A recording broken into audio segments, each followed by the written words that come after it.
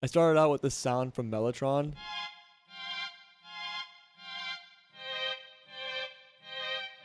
It's like this old vintage synth from the 60s.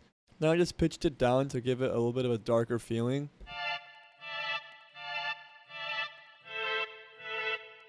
Once I had that in, I knew the direction I was going in was like this dark, like Drake vibe. So I wanted to add that vintage synth that you always hear in these types of songs. So I found this free plugin called Nanoog for that little.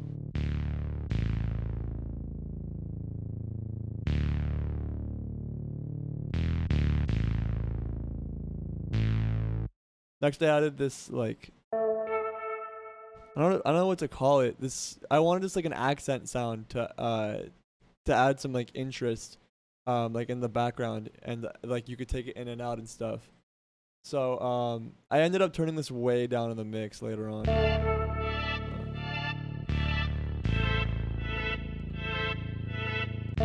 So now there's like a darker palette, and I wanted to add like a higher sound to it for contrast. So I brought in these bells.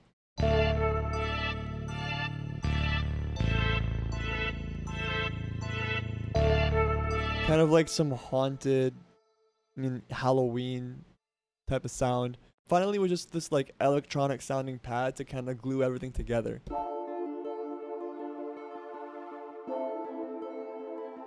So you can see when I turn it on and off.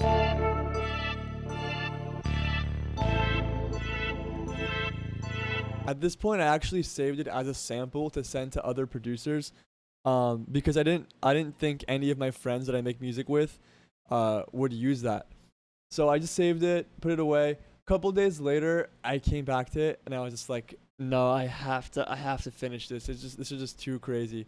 And the first thing I started with were the hi-hat and snare, where I did absolutely nothing abnormal or crazy, just a basic pattern.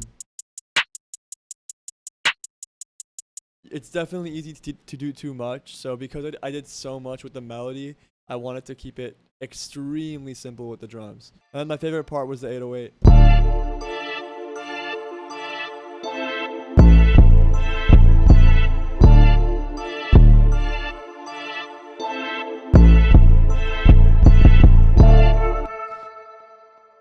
I love this sound so much. This percussion sound. I use it in like every beat. So all the drums together is.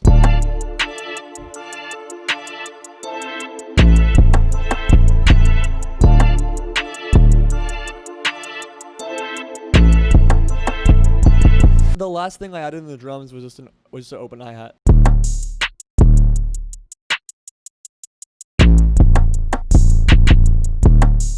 An easy trick to make things not be boring is just to switch it up a tiny bit.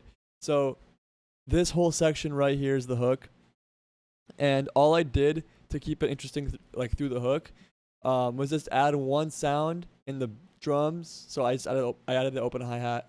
I added this thing in the melody. So you add one thing in the melody, add one thing in the drums.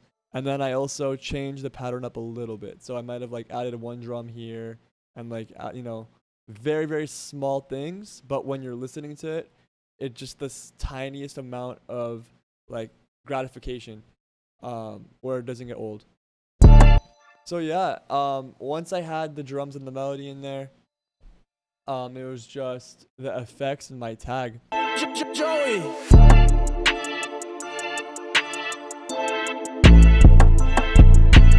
I actually didn't think Jake would use this beat.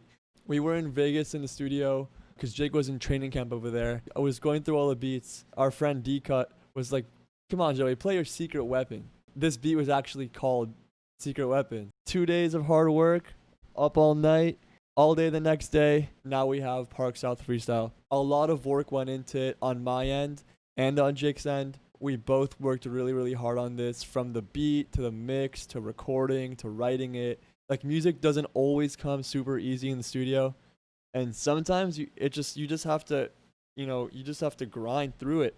I'm really proud of Jake. He's been really working hard at this, and I'm just excited to see like where he can really take this.